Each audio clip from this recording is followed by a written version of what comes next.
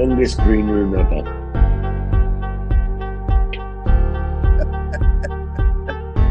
Happy New Year to everyone. Salespeople never want to talk about strategy, do they? Nah, they just want to get on with it. That's the thing. They just want to make it happen. But we put all that effort in the wrong direction. Welcome, one and all. Willkommen. Bienvenue to another live stream with myself, Gareth Wax, of many purple hats, and of course, my dear friend David Chernick of Treacle. The first steps in creating a sales strategy is our topic for today, and I think that's really because so many people just want to get off the chocks and run at things. And of course, you know, if you did that and you're pointing in the opposite direction to the way you want to go, you end up putting all that effort in and getting even further away. But David, your thoughts? For a collection of people who supposedly are sort of fixated on, you know, flexing when they get their sales orders and motivated by winning deals and money and all of that kind of stuff, they're remarkably unplanned. Well, really remarkably unplanned, you know. And I ask people what their goals are and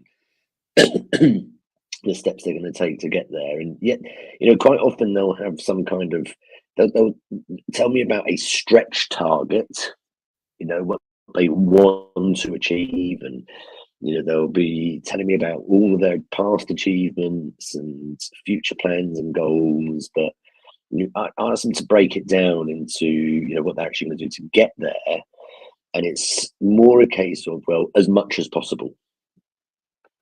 Right. The sky's the limit. And so that makes it very difficult because, you know, if you don't have a plan, it's difficult to know whether you are going in the right direction, whether you are going at the right pace, whether you're doing the right activities, whether those activities are going to generate the kind of results that you're looking for. And so it often becomes a bit of a panic at the end of each sort of sales cycle, whether you're measuring in months, quarters, or years. You get this huge famous hockey stick effect where everything sort of comes in at the last minute. All right. So, and if it doesn't come in at the last minute, are you an advocate for a thought out, broken down, not just strategy but actual plan? Well, look, let me put it this way. It's a bit of a confession, really. I do advocate for it. I do encourage it. I coach it. Do I have a decent one? Stop it. I'm human. He's only. Do you? Yes, I have a very strong plan. I plan for, what I do is I have a macro plan. That is the plan that's to cover the next year.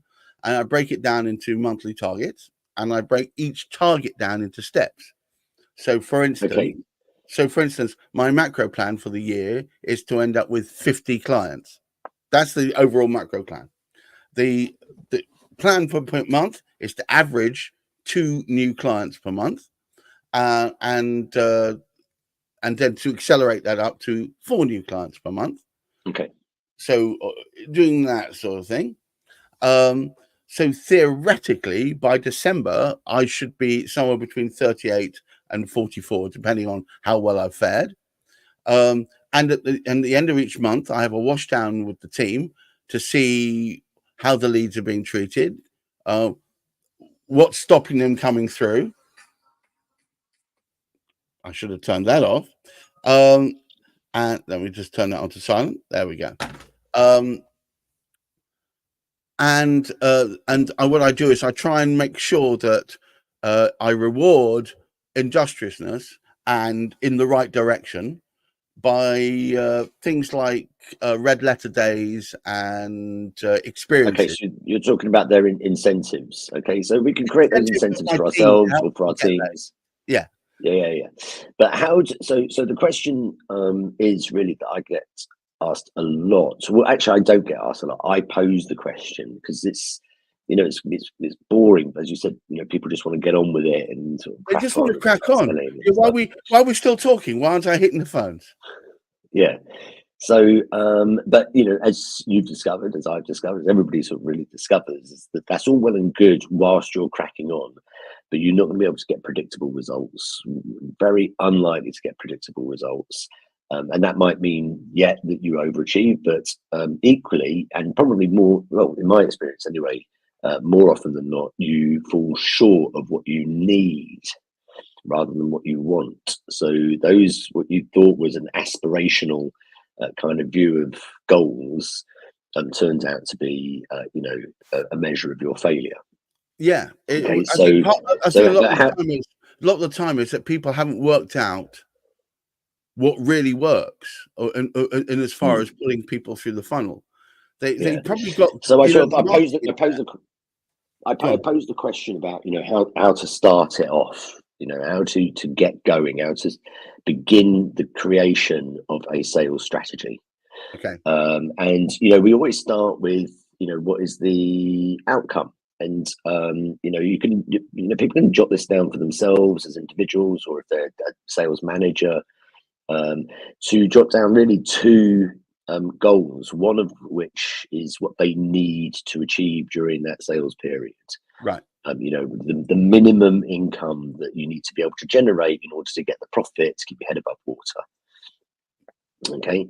And then you can have a stretch goal if you want, well, in an ideal world, what would I really want to be able to do to achieve my personal goals? Okay. So you end up with these two numbers that might be quite a distance between the two. And then you've got to break it down at some point to figure out, well, what's the activity going to be in order to generate that? Now, you can get a little bit smart with spreadsheets and, compounding, as you described there, what's the growth going to be like over a period of time? And that's also cool, but it's basic level. And if you were to measure it across, let's say, a year or a quarter, you know that you're going to have to achieve a certain revenue goal that will deliver a particular profit. And so then you start break that down into, well, how many new clients does that really mean? Okay, so we can start to break it down in that way. All right, so we know how many wins we're going to need. Yeah, and again, we can get quite smart about that. We can work out what our loss rate is likely to be, and so how much backfill we need to do. But ultimately, we're looking for how many new clients do I need to onboard. From that, we can then work backwards again, because remember, we're trying to get towards activity, how much activity we need to put in, and indeed what activities we're going to do, which will inform marketing as well. So we then can consider what our conversion rates are from a particular point in the pipeline. So I like to have in my pipelines with my clients, I like them to have qualified opportunities. And we've talked a lot over the last year or so about what constitutes a qualified opportunity, but I'm more than happy to go into that with anybody that asks. But out of those qualified opportunities, how many will convert in that time frame into a client? Yeah. And a lot of people have no idea what their conversion rate is. They think that, well, out of qualified opportunities, I convert 90%. They very, very rarely do. They very, very rarely do. Then it can feel that way because, of course, the amount of effort that you're putting into converting those special ones, it feels like you're converting most of them, but that sort of ignores all of the others that are in your pipeline that are qualified opportunities. So that's another reason why it's a good idea to have a strategy, so what your conversion rates are. And in business services, just as a rough rule of thumb, it is very rough, but if people haven't done the calculation, my finger in the air guess is usually about right, and it's about 1 in 3 in business services, business to business services. So that means that 1 in 3 of your qualified opportunities in your pipeline for that time period, because remember, qualified opportunities includes a time frame, will convert into actual paying customers in that time frame. Yeah. And then you can work back from there. How many leads or referrals does it take for me to convert into a qualified opportunity? And again, if you don't measure it, you won't know it. But, typically we find in business services, again, there's like a 1 in 3 ratio there. Out of all of the decent conversations, the sales conversations that I have, how many of them will, what's the ratio of those sales conversations into qualified opportunities is about 1 in 3. The So thing straight away you can see.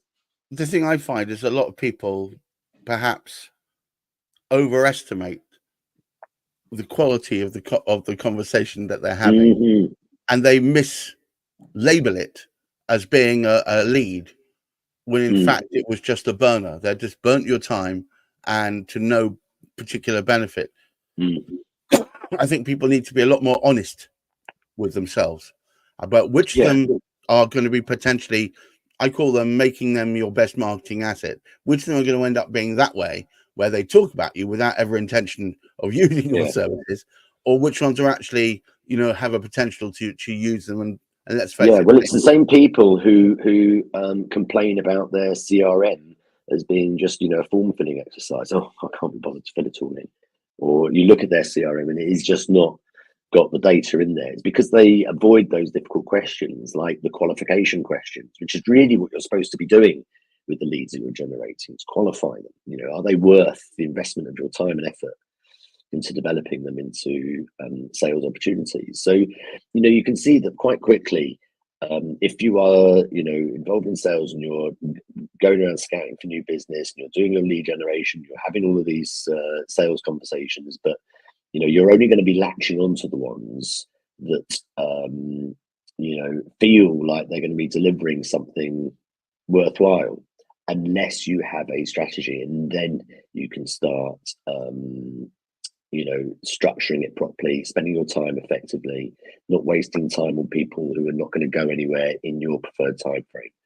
So, this is how you start to create that strategy, by getting down and dirty with the numbers, figuring out how many leads you're going to have to generate in order to get the results that you need and to be able to achieve your stretch target as well. I have a budget of time that I'm willing to throw at people that I know will never turn into business. And I set this aside every week, and I use that for having short half-an-hour meetings with people to make them feel enthused about what we do, so that they go and help spread the word. And this strategy is something I put in place a year ago, and it's bearing fruit, has borne fruit already, has led to them introducing me to other people, or them talking about me at networking events, which led to other people coming to me. All of those things. I mean, I'm very involved. Yeah, look, they can become great, referrers, just because they don't qualify to be a client themselves. I mean, they might want to be a client, they just, I don't know, can't afford it, or it's the wrong timing for them, or which are two of the qualification criteria. And also on top of that, I think you need to also be very aware of which months are growth months in your industry. Like there are certain months for me where like for instance, April, I don't expect much out of that month, because I know that the vast majority of people are preparing their accounts. Then the focus is not going to be on taking on new expense. So it'll be, if I do to speak to someone during April, I suspect if they come in, it'll be in the May cycle, not in the April cycle. In December, I don't expect a lot, although my last December broke all records. But that was I think luck. But I don't expect that a lot of people are going to take on brand new expenses in December. January is the best time for that, and probably Easter to a certain extent, and also school holidays. That's late summer is one that I think a lot of people start cracking on with their another new strategy in September. But you need to know where these things are, and then proportionately define the amount of effort you're going to put in to take advantage of the times when people are ready. It's not just enough to say, well, I didn't get anything in that month, because what you should have done is say, well, I've disproportionately put more effort in the other months either side, so that I can have a fallow month without much worry. Right. So effectively what we're doing here is mapping out the year, month by month. That's actually what I encourage my clients to do as well. So you can once you have these, the point is, once you have these numbers, once you know how much new business you need to generate and when, you can then slot that into your 12-month calendar and then work backwards from there, depending on what your sales cycle is. So if you have like a typical 2-month sales cycle, you know that you want to be peaking in spring and you really late summer. can work it out. You really can work it out, so that you know when to put in that push, that effort. And also, for instance, you know when to start working hard. If you've got a fallow month where you know from history that no one's really going to be biting, use that for developing your marketing. Use that for developing your collateral, so you can be putting that out there, knowing full well you're ready to capitalize on it in the next month. I mean, it's not good enough in my mind for people to say, well, it was going to be a shit month, so I didn't do anything. There's other activities you can be doing to support yourselves, to make it work, especially those people out there that are working for themselves, and you know that December is going to be a crap month, and you know that perhaps April is going to be a crap month.